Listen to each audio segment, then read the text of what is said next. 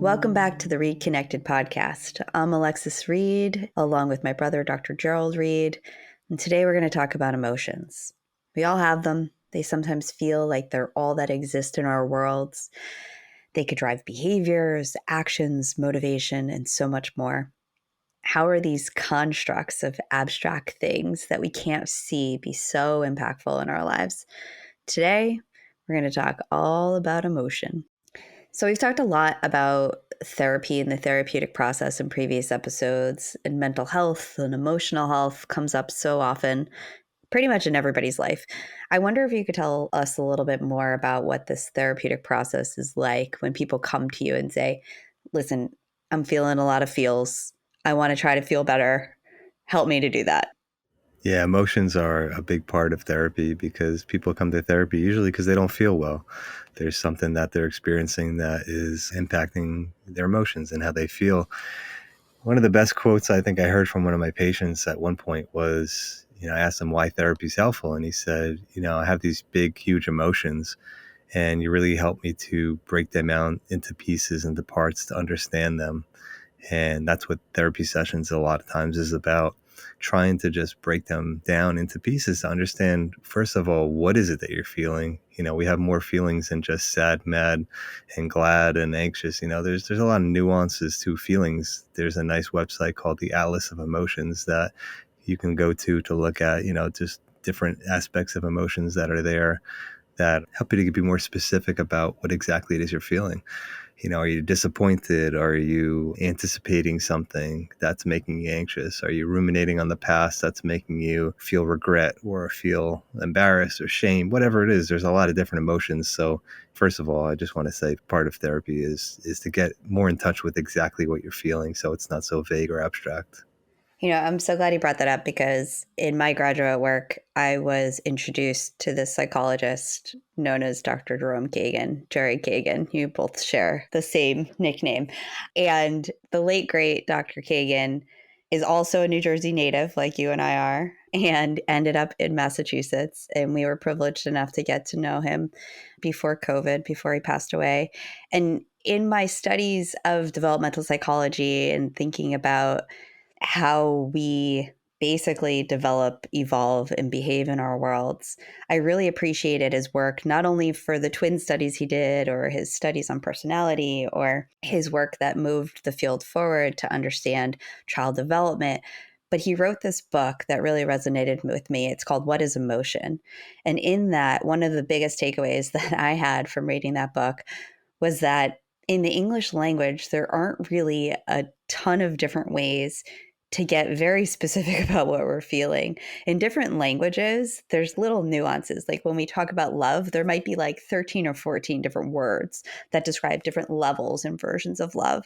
But in the English language, we really just have that one word that we typically go to. Like you were saying, there's not just joy and sadness and anger and frustration. There's just so many different variations and levels of all those different feelings and emotions, but we don't have the language to describe it, which could become so frustrating and stifling just in the fact that we can't articulate how we're really feeling. No doubt. And think about how complex life is. You can have an emotion about something that could be triggered by so many different things. So to think that we just have basic emotions and, to simplify it is kind of doing us a disservice about how complex life is. Even in one relationship, you can have such mixed emotions towards a person. So it's not so simplistic. That's why therapy is a good place to slow things down. And I ask a ton of questions, what about this? What about that? What about in this context? Is it different? What exactly is it about that situation that leads you to feel this way? So I love that process. It's important to me and it's important to my patients. Yeah, that's so important to think about. And one of the aspects of dialectical behavioral therapy that I really like is that word dialectic, right? That two things can coexist at the same time. Like I could really feel a lot of love, but also frustration at the same time. I could be grateful and sometimes sad, right? There's things that could come up and these emotions can exist together at the same time, but it can feel a little conflicting, right? As we're trying to experience what we're experiencing and figure out what to do next and how to get through it. So I imagine a lot of patients come to you and say, I'm doing really well and this feels uncomfortable. I have a lot of students that I work with that sometimes are like, wait a minute, I'm doing better. Like I'm more efficient. I'm more on top of my work, but this feels uncomfortable because I haven't ever really felt this way before. How do I actually process that? How do I figure that out? What do I do with that? So I wonder if you can share maybe an anecdote or a little bit about your process when people come to you saying, I'm feeling a couple different things at the same time. How is that possible? And is that okay? Or what do I do to feel a little bit more comfortable with this uncomfortableness? Definitely. Yeah. One of the older therapies, psychodynamic, psychoanalytic, really that type of therapy was about understanding conflicts that people are experiencing and resolving them. And, a lot of the great work, people like Daniel Siegel, who are putting out a lot of great books about emotions and emotion regulation, a lot of it is integrating different aspects of what you're feeling into a whole so that you don't feel like you're conflicted. But, like you said, things can coexist and you can feel more in touch with your feelings and your emotions. So, like I said before, when I meet with someone and they're telling me stories about situations they're in or how they're feeling, I really want to get into the nitty gritty about, tell me more about that. Tell me what that means to you when that situation happened. Tell me where you feel that frustration. What does that frustration mean to you? When have you felt that in the past? What is it about the situation? Kind of get into the cognitive behavioral aspects of the core beliefs. What makes that so hard for you? What makes that so difficult for you? And contextualizing it, acceptance and commitment therapy looks at the context and contextualizing things. So what is the context in which this emotion arises and a context where it doesn't arise? And what is it about that context that's really triggering this emotion? So we can make sense of the context itself. And by doing so, you can try to, change some of the variables involved or make a couple alterations to, first of all, maybe the context itself or how you're reacting in that context. So I kind of see this episode as a journey that we're going on, right? We're talking a little bit now about how do we even describe what we're experiencing? How do we articulate it? How do we name it? How do we even figure out what we're trying to figure out? But there's so many other pieces to this process. So the beginning of coming into a therapeutic environment and saying, look, something's feeling off. I'm feeling a lot of feels. Let me figure this out. It sounds like you're saying like we really need to understand what's happening first before anything else comes next. And when I think about emotion, I think about it as signals that are telling us something, like maybe something's up within us, something's going on in our environment that might not be jiving with us personally. There might be something that's going on that's interfering with things. Do you ever have people that come to you and say, listen, I'm not feeling well. Can you help me feel better? Like just flat out asking you and expecting you to help them to feel better? Yeah, 100%. I mean, people come to therapy to feel better, and they tend to be surprised when I tell them my job is not to make you feel better. My job is to help you to understand what you're feeling in the first place. And a side effect of going through therapy is actually feeling more settled and more grounded through the process. But yeah, it's not like a magic pill that's just going to, magically make you feel better. Sometimes people really need something to help them to be in the space and be ready to do therapy. But my job is not to just magically make them feel better because their emotions are there for a reason. And actually, the more that you understand yourself and your emotions, the more grounded you feel. And actually, the better you feel. When you don't understand what's going on internally, that is one of the most dysregulating things that could happen to you. You're on edge. You're kind of like constantly paranoid and on edge about what might trigger you or what's going on internally because you're overwhelmed. And therapy is you got to understand yourself and make sense of what's going on internally and relationally and in your life and make sense of all the things I talked about. And the more you can understand, the more grounded you can feel. Yeah, that makes a lot of sense. And I want to go, let's dive a little bit deeper into this like emotions or signals, right? They tell us something. And I, even though I'm not a clinical psychologist, as I've mentioned before, I have a lot of training on this side of things because in my work, emotions are so closely related to executive function. It's like this system, this cycle that continues to happen. Dr. Imordino Yang says in her neuroscience work, when she talks about education, we feel, therefore we learn. And as we start to feel things, our limbic system and our emotional center of our brain is constantly interacting with the frontal lobes that allow for our executive functions to come online and help us to get things done or to shut them down. So I'm constantly thinking about emotions as signals. And my co author and colleague, Dr. Lisa Carey, and I, she talks a lot about how emotional regulation is so closely related to executive function. They're kind of like cousins, right? They're not the same thing, but they really interact with each other and they really play a really strong role in this. So I wonder if you could describe a little bit more about what are these signals of emotion? How do we process them? How do we better label them? And what kind of questions should we be asking to figure this out? Well, like you said, they are signals. They're telling us something, right? Emotions are kind of like that immediate reaction we're having that's telling us something. And it's connected to our thoughts because what we're thinking and what we believe and what we've experienced is in our brain. It's in our mind. It could be deeply in there. We may not even be aware of these thoughts and beliefs that are triggering these emotions. But the emotion is always felt. You're always going to feel that, right? You're anxious, you're panicking. You're like, whoa, where did that come from? So the emotions is really the signal, like you said, it's because it's really salient, it's really pronounced, as opposed to maybe the reasons that those emotions are being triggered in the first place.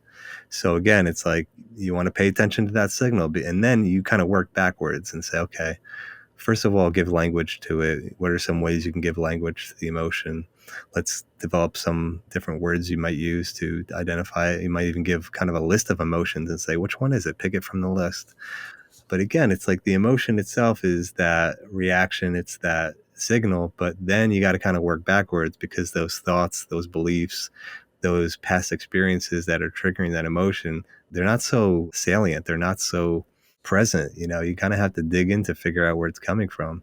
And sometimes you may think it's one thing, but it's actually something else. And that's why therapy is important. You might think, oh, I can't stand this person. They're frustrating me. It's like, well, is it really about that or is it about something else that's going on? And, that takes time to figure out. It's not always about one thing. It could be about multiple things too. Yeah, the Yale Center for Emotion came up with this program called the Ruler Program. And within it, there's this amazing tool called the Mood Meter. And I was fortunate enough to be trained in that program when I was a teacher at a Montessori school in Boston. And, we use this with our students all the time, especially the younger students who really didn't have the language or the ability to share exactly how they're feeling. A lot of times their emotions would come out in behaviors that sometimes can be misinterpreted. They might be miscommunicating exactly what their needs are. And it gets really complicated. It gets, really integrated into different things. So on this mood meter, and I'll put a link in the show notes to this too, it's really nice because it talks about how we have different energy levels and then different contentedness levels. So it's like sometimes different levels of energy and how we're feeling can all contribute to what comes out and what it looks like. But really, the whole process is to help these young learners, or really all people, I think adults really benefit from this too, to understand that we all go through a range of emotions throughout our lives, sometimes throughout our day, sometimes throughout an hour, we might feel different levels or extremes of emotion as we're navigating through different challenges, different interactions, different experiences. And sometimes, especially when we have other compounding factors coming into play, it can get really confusing and disorienting. And from an executive function perspective, I say that sometimes leads to disorganization in our thinking, which could lead to an inaccuracy in how we're expressing ourselves or how we carry out different tasks or how we perform. So, emotion is such an important driver to all of this. So, okay, we've got these signals. We're starting to label things. We're talking about how these different emotions can impact us or come from different experiences, different interactions. How do we actually provide a little psychoeducation around emotion, right? I mentioned emotion regulation. I wonder how you teach what that is to either your clients, parents and families you work with, coaches, teachers, your therapists in training. How do you describe emotion regulation? Because we don't want to negate or deny the fact that these emotions come up, but we want to learn how to modulate them or regulate them a little bit differently. Yep. So there's two different approaches, I would say. One is through the talking process of therapy, and the other is making it more concrete. So you can have a whiteboard, you can have a worksheet, you can really write down the cycles that happen because emotions, in some ways, are habits. There's a situation that happens that triggers you to think or believe something, and then it triggers the emotion. And if you really kind of pay attention to someone's life and let them reflect on their life, they're going to see patterns, they're going to see themes. Oh, in this type of situation, this is what happens with this person or when, in that situation. So you can either talk about it, which can bring some insight and awareness to the cycles and the patterns that happen. When that happens, that triggers me to think or believe this, and I begin to feel that, and then I act out something. Because again, emotions lead us and drive us to certain behaviors, and I'll get into that later. So you might want to talk about it, but you also, sometimes making it more concrete, we can kind of draw out the patterns. We can say, hey, this is connected to this thought is connected to this feeling, and so forth. And so CBT, cognitive behavioral therapy, leans heavily into kind of worksheets and making things more concrete for people to see the patterns, to make sense of it. Yeah, and in my intro, I was talking about these abstract constructs, which is really just like these things that just kind of come out of nowhere. Like we don't see them. We might not even be labeling the same way. If I'm feeling the exact same thing you are, you might be describing it differently than I am because you have different experiences or different language. It's so interesting that these things kind of come out of nowhere. And I just want to press pause for a minute because there's some terminology we're using that I want to make sure is super clear to the audience and to our listeners. This word trigger is coming up so much in like social media and more mainstream media that people are using it to describe different things that happen. Can you operationalize that and just break it down to describe what a trigger is so our audience really understands what we mean when we're saying that word? Yeah, so it could be internal or external. So it's anything basically that contributes to the activation of an emotion. That emotion could be anything: anger, fear, frustration, or embarrassment, whatever it is. Another terminology for it is an antecedent. What comes before the emotion? And again, it could be internal. It could be something that you think about, right? Like a thought pops in your head that all of a sudden triggers you to begin to ruminate on something and then feel, let's say, frustration or disappointment. Or perhaps it could be external. It could be that someone says something to you or someone acts a certain way towards you or you make a mistake on something. Those are antecedents to the emotion being activated. And again, like I said before, it's not that the emotion just randomly becomes activated. There's a lot of thoughts, beliefs, past experiences, and dynamics that contribute to that emotion being activated that you have to try to understand better. Yeah, and when you say rumination, it's kind of like you get stuck on that one thought. It's like the only thing. It's like a reel in your mind that just keeps replaying over and over again. And you could see how an emotion or a feeling or a memory could come up and just get activated to just keep becoming the center of our focus, which could really impede a lot of our day to day. So I want to just bring in this cultural context for a second because emotion might show up and look different depending on how you were raised and the context for which you mostly are living in. Because, sometimes there's a stigma behind having too much emotion or too little emotion or different extremes of emotion, or it could be really taken out of context depending on the way we communicate emotion. So I wonder if you could speak a little bit to that piece of things, because when people are processing how they're feeling, there are all of these complexities to how you're feeling and how you're experiencing things through an emotional lens. Especially in Boston, we often work with people that didn't always live in Boston, didn't grow up in Boston. They might come from a totally different context or country or culture or living environment. And it might shift and change the way in which they're processing how they're feeling because they might be feeding off of the context that they're currently in. And it might be difficult to kind of put all those pieces together and process things because it might just be different from what they're used to. So I just unloaded a whole lot of cultural components of emotion, but I wonder if you could touch upon at least some of those in thinking about how do we rectify our feelings? How do we figure out what is a good or a bad or emotion? Is that even a thing? Where do I start with this? So let's think about, there are cultures where you express your emotions in different ways, like you said, even positive emotions, right? Some cultures, you may approach someone and give them a hug, and that's an expression of affection, which is considered normal in their culture. In some other cultures that could be invasive and that could be considered crossing boundaries.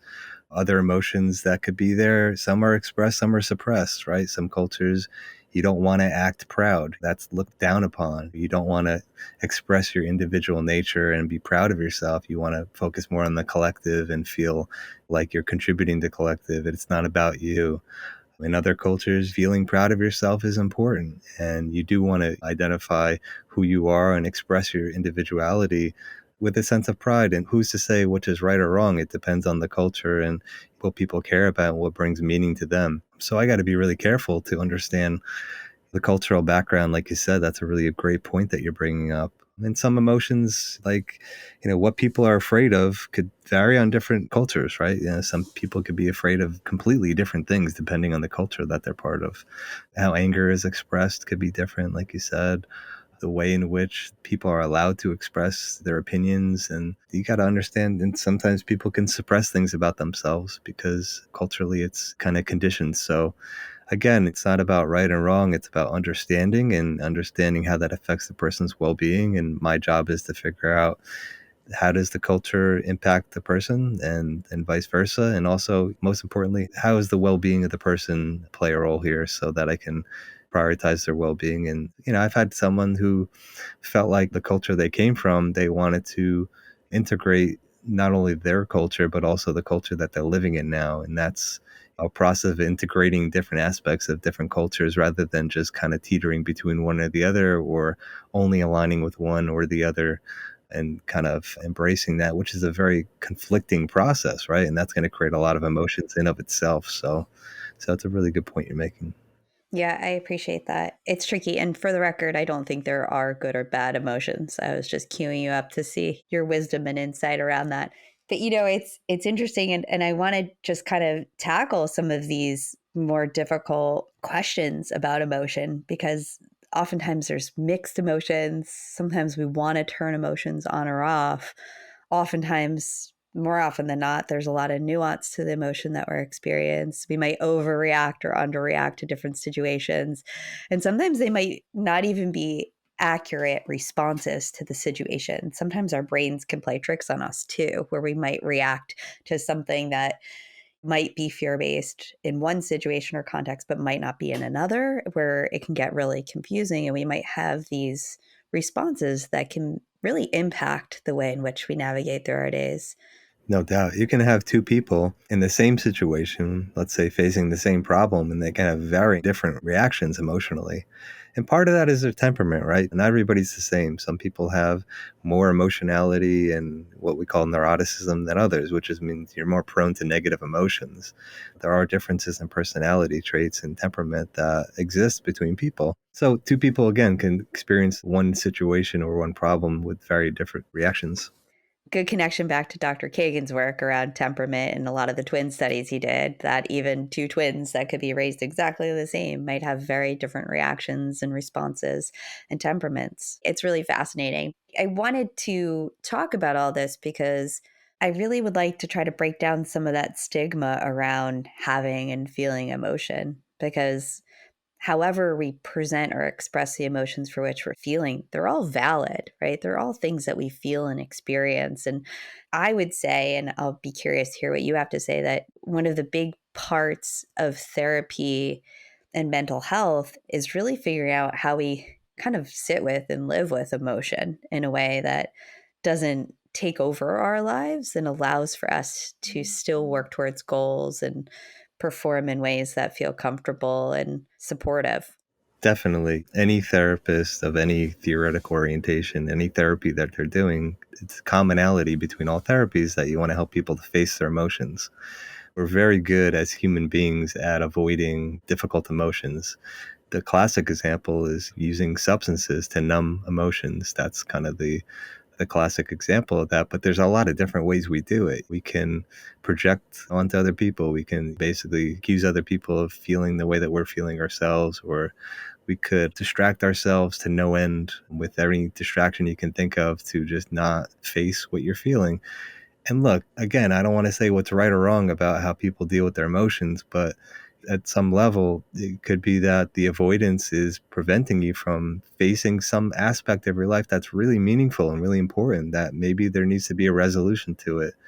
And I don't go into working with people assuming I know what that is. It could be anything. It could be a problem that they haven't solved yet in their life. It could be a lot of times it's coming to a form of acceptance about themselves, about their life, about whatever, about other people, about life as a whole. Acceptance is a really, really hard thing to get to. But in my opinion, a lot of times therapy moves people towards that, regardless of what they're dealing with. But it could be a lot of things. It could be about the way that they make assumptions or the expectations that they have, the biases and how they think. It's just getting to know your thought process and your beliefs and your experiences and how that activates the different emotions. But like I said, and like you're saying, it's a really important point.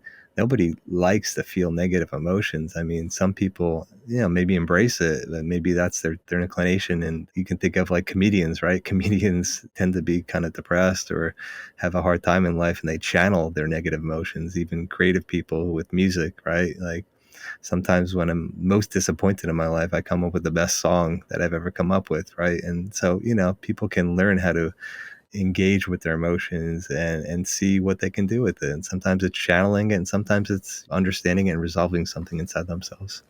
Yeah, and sometimes when you go back to some of the most beautiful music and you really listen to the lyrics through a different lens and you recognize actually what the story might be behind those lyrics, you're like, oh, that might have come from a really dark place. Right? And that's okay. I often say to my clients and the people I work with that sometimes the most beautiful things come from some of the hardest moments. And sometimes the greatest challenges teach us the greatest lessons. And I think that's really important to consider. And at the time of this recording, we're now in January 2023. I personally just went through a big milestone birthday this year and, doing a lot of self-reflection, thinking about different chapters and phases of life, and that sometimes different responses to emotions serve different purposes. I think about my personal trajectory, that there's different points in time where I might have been more social, or I might have been more focused on my work, or I might have been overworking at different points in time. And all of those things, I think, were protective to some point, right? With the recognition and reflection of how it's impacting me. And I think that's a really important investigation. And as we go into quote unquote the new year, I think it's important for us to do that investigation to see how some of our emotions, our habits, our behaviors either serve us well or don't, and see how we want to maybe pivot from them, amplify them, shift and change them, so that we're working towards a trajectory that feels like it's meaningful and purposeful for us without letting the overabundance of emotions or really heightened emotions take over and hijack that path or that journey. Yep, no doubt. No doubt. There's a researcher, I think his name is Bonanno, and his research suggests that people who have gone through trauma, like there's no one way that people get through it. First of all, a lot of people experience something traumatic in their life and they don't always develop PTSD, but there's a lot of different ways in which people can navigate that. And there's not necessarily a one way, one direct route to dealing with that. So like you're saying, like emotions, look, they're telling us something. They're just letting us know something's going on. It's good to have emotions. You wouldn't want to not feel something, right? If we're sad, it means that something is meaningful to us. And we want to know what's meaningful to us. Maybe we wouldn't pay attention to what's meaningful to us if we didn't feel sad. Anybody who has lost somebody that's important to them, I said, however sad you feel is how much love you felt towards that person. It's a parallel, right? And to have one, you have the other. So it's telling you how darn meaningful that person was to you and what a beautiful thing that is. So emotions are important to us. Yeah. And in that same vein, I work with a lot of perfectionists, as you might imagine. And they have a lot of anxiety that's tied up in them wanting to do their best work, which definitely impacts their ability to activate their executive function systems. And I always say there's a reason you're anxious about this. It means you really care, right? And the things we care most about sometimes can be the things that are most impacted by these big emotions, like you said, because we care a lot about them. And to go back to your comment about post-traumatic stress and thinking about trauma, there's also a whole body of research that's really wonderful that Scott Barry Kaufman is a huge advocate for and does a lot of work around with his colleagues about post-traumatic growth, right? What do we actually learn from these hard, difficult experiences? Not to negate the difficulty in those experiences or take away from how difficult they are, but to really think about what can be gained from them, these situations. And when you go through trauma, it's really hard to hear this and to even think about it. But just to recognize that sometimes the most difficult, challenging, darkest moments, there could be some lessons in learning. And oftentimes, when we're going through that process and that journey, the people around us can be those who benefit the most from those experiences. Just hearing, seeing, supporting, and experiencing all that you might be going through, sometimes it helps to put things in perspective for others too. So there's so many complexities, there's so many nuances, there's so many different ecological factors that are involved in how emotions play a role in our lives. But I want us to go back to this journey that we're on, because we talked about how do we describe what we're feeling? How do we name and label them?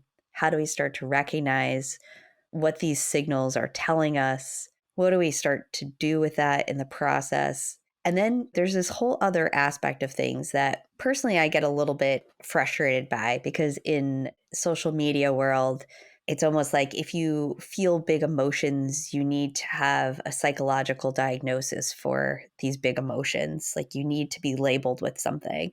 So I'm wondering if we could talk a little bit about this idea of mental health diagnoses and how it describes some of the symptoms related to bigger emotions. And hopefully, I imagine, Jared, that you're going to talk a lot about how we all have extreme emotions at some point in our life. It doesn't necessarily mean that we fall into a specific diagnosis through the DSM, which is used to label individuals with mental health needs.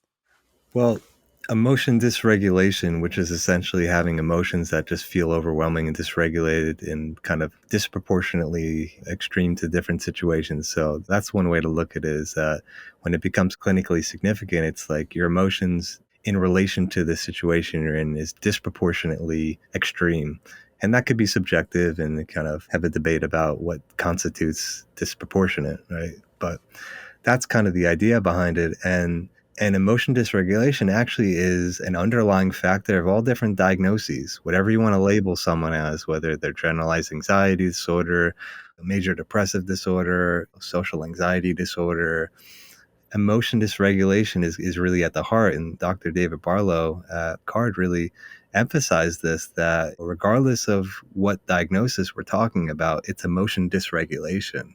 And so let's get to the core of that and help people with their emotion regulation, regardless of what diagnosis they have. The diagnosis is kind of a different manifestation of it, and it may look differently. There could be different factors involved, but at the core of it, emotion dysregulation underlies it. So in my opinion, if you look at people who have mental health challenges, you can think of emotion dysregulation being at the heart of it, and then there's a cascading downward effect. So you can think of an example, right? Someone who has a hard time, let's say, dealing with uncertainty. So anytime there's uncertainty in their life, they get really anxious and they become dysregulated because they don't know what to do with that anxiety and the anxiety that comes from uncertainty. They just kind of freak out and become overwhelmed and have all these negative thoughts. And there's a cascading negative spiral that in turn creates what we call mental illness, or whatever we want to label it as, generalized anxiety disorder.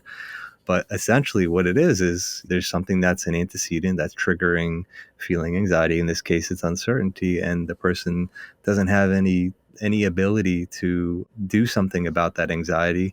And then all of a sudden they start to avoid things, they start to ruminate, they start to panic, or their behaviors are driven by this anxiety or to avoid the feelings themselves, and their life becomes more constricted. They stop doing things, so then they become depressed because they stop doing things. They don't act themselves anymore, so they lose touch with who they are. All this stuff, but at the core of it, again, it's like, let's go back and start from the beginning. Okay, uncertainty is a trigger for you. You might want to figure out why that is. Maybe there's reasons for that, but also the most important thing is help people to understand that and address that. It could even lead to substance use, and that becomes a problem in of itself, and then that exacerbates everything. So regardless of what diagnosis we're saying, things could really cascade, but it really starts from that emotion dysregulation. And that's why the therapy that Dr. Barlow created is really focusing on that. What are the antecedents? What are the triggers? And what are the cycles that maintain the cycles of this emotion dysregulation? Yeah, I'm going to press pause on that exact point because I think it's, what are the things that continue these cycles? What are the things that rehash these emotions over and over again is really the key that sometimes leads to a diagnosis versus I had a really bad week, right? And I think the other piece too that you mentioned was thinking about transitions and changes, unpredictability that leads to this disorganization that could feel really overwhelming. And when I think from an executive function perspective, and we think about learners in particular, if you get stressed or anxious because you're unsure of something or a big transition's coming, you don't know what to expect, it leads to this heightened sense of stress and anxiety where oftentimes this emotional trigger will actually impact an executive function behavior, right? Or a cognitive skill related to executive function, like being able to organize your thoughts, which, if you're unable to regulate your emotions, it's going to be even more difficult to organize your thoughts, establish a plan, work towards executing that plan. Even higher order in some of these cognitive thinking skills, being able to prioritize where to get started, what's most important, what do I need to do? How am I doing? Like all of those things can get impacted, which I think solidifies and strengthens this negative cycle, this downward cascade, as you're describing, that amplifies the emotion, which can really get in the way of forward progress. And a lot of times in the classroom, we might see students who are acting out, who might just be dissociating and just shutting down, maybe not even showing up. They might have biological and physiological reactions and responses to these kinds of stressors. Where, as educators who aren't therapists, right, we're not expecting them to be psychologists or therapists, they might just see that as disengagement. But what is that disengagement actually from? Why is it happening? Is it something that happens all the time, or is it just a short burst of this behavior? So there's so much to just consider. So, from an educational perspective, I often will teach educators and adults that work with younger learners or just learners in general that we need to consider that disengagement and these different behaviors might often be triggered by an emotional response.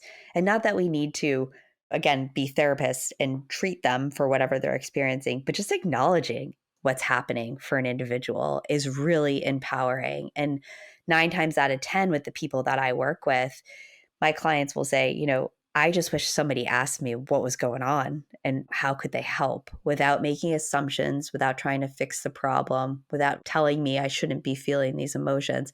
Just really asking and getting curious about what's going on. How could I help you? This something seems off.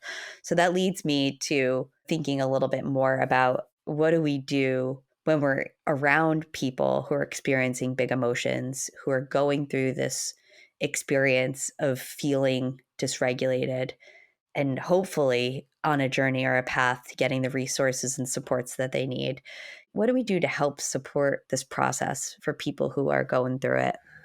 Well, it's always good to ask questions instead of making assumptions. You never know what people are going through or what they're experiencing.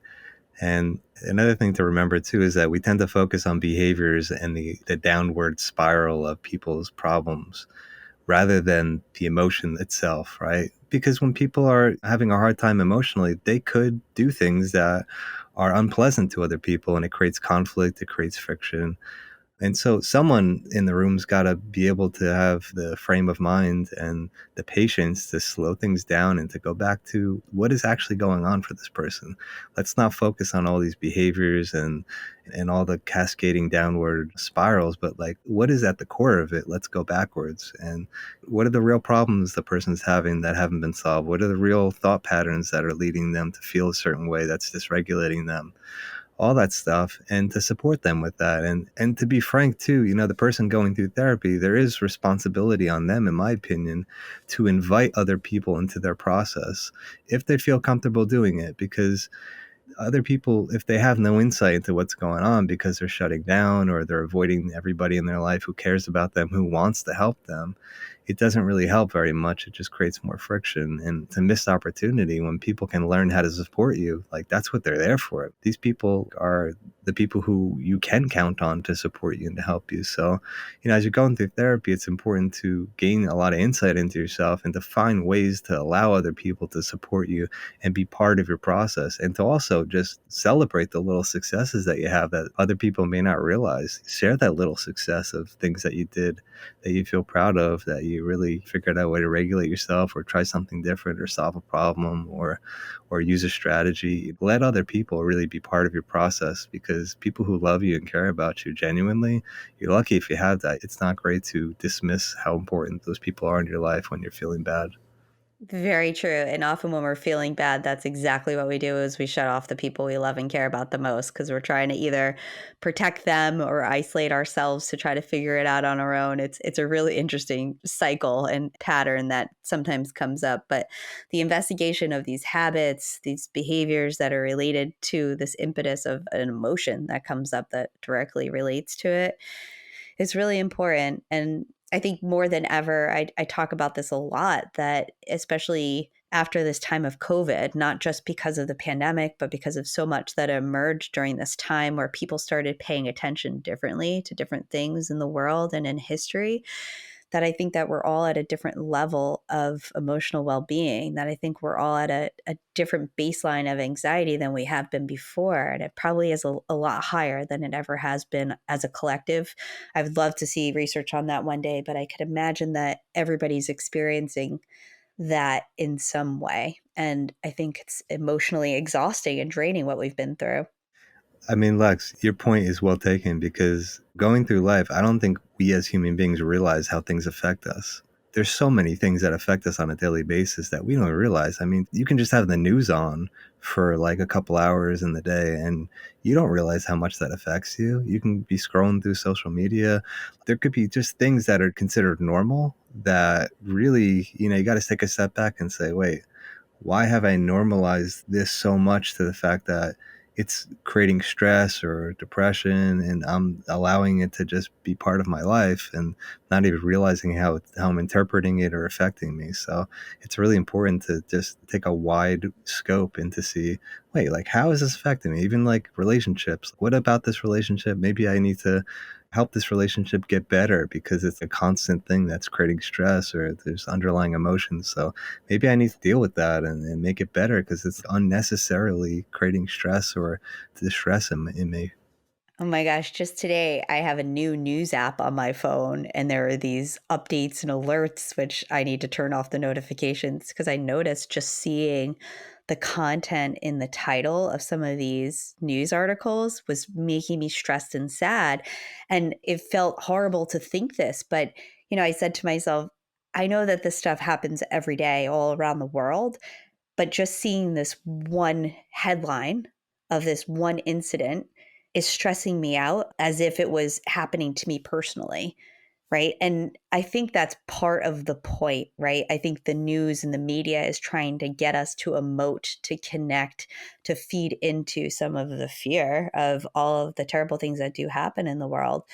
We were watching CBS Sunday Morning recently, and they had like one little blip of one positive thing that happened in 2022 out of a whole barrage of all of the bad things that happened. It's like, wait a minute, we should flip this narrative a little bit. We could acknowledge the stuff that doesn't go well, the stuff that is sad and traumatic, but we also need to really shed a little bit more focus on the things that do go well. And Jared, I don't know if you know the research behind this, but I say this at least once a week to my clients, that I have no idea why our human brains over focus on the things that are negative, right? That one critique that you got in comparison to thousands of positive things that somebody could ever say to you, from like the smallest hug or smile from somebody that you have a connection with. But that one thing that might have been negatively said to you is the thing that you focus on. I have no idea why our brains do that, but that inclination is so devastating for so many people because it ends up coloring their day or their week or their lives.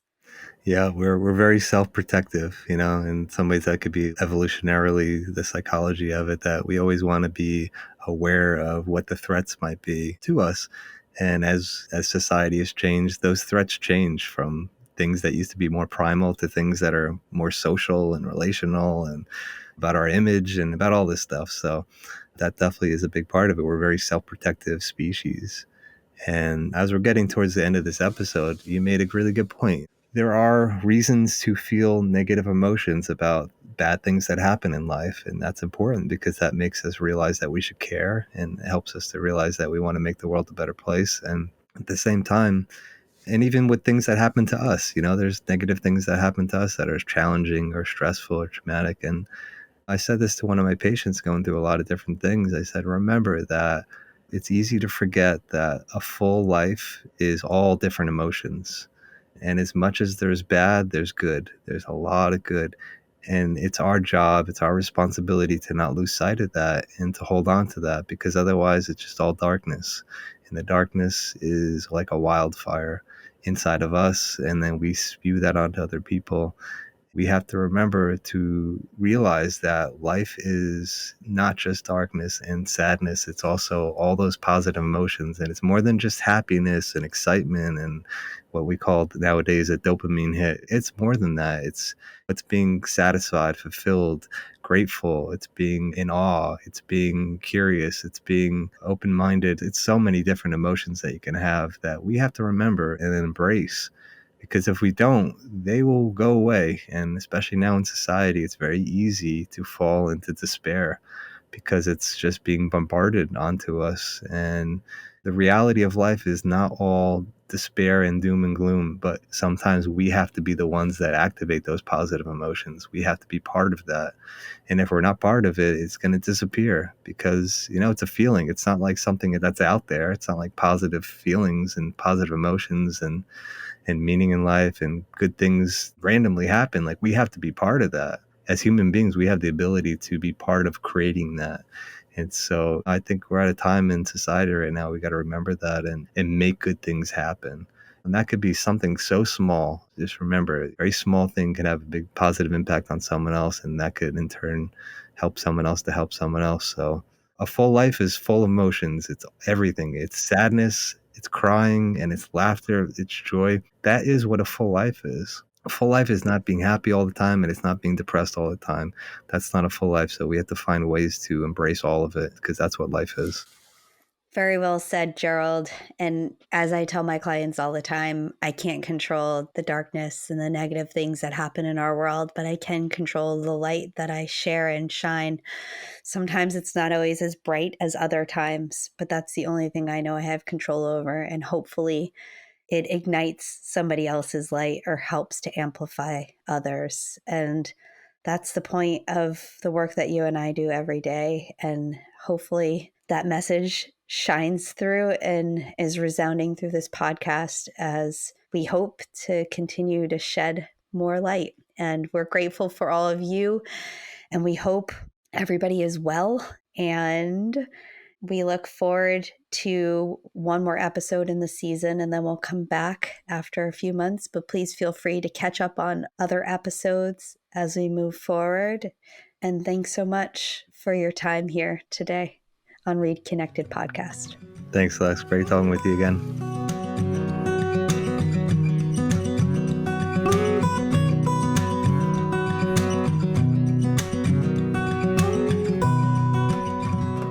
Thanks for tuning in to the Reid Connect-Ed Podcast. Please remember that this is a podcast intended to educate and share ideas and is not a substitute for professional care that may be beneficial to you at different points of your life. If you're in need of support, please contact your primary care physician, educational institution, or support staff at your place of employment to seek out referrals for what may be most helpful for you.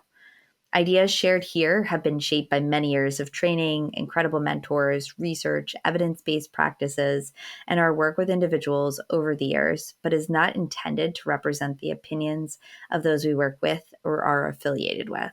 The Reid Connect-Ed Podcast is hosted by Alexis Reid and Dr. Gerald Reid, is produced by Lauren Baiza.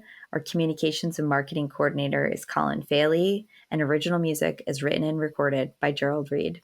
If you want to follow along on this journey with us, the Reid Connect-Ed Podcast will be releasing a new episode every 2 weeks each season, so please subscribe for updates and notifications. And you can follow us on Instagram at Reid Connect-Ed Podcast and Twitter at Reid Connect-Ed.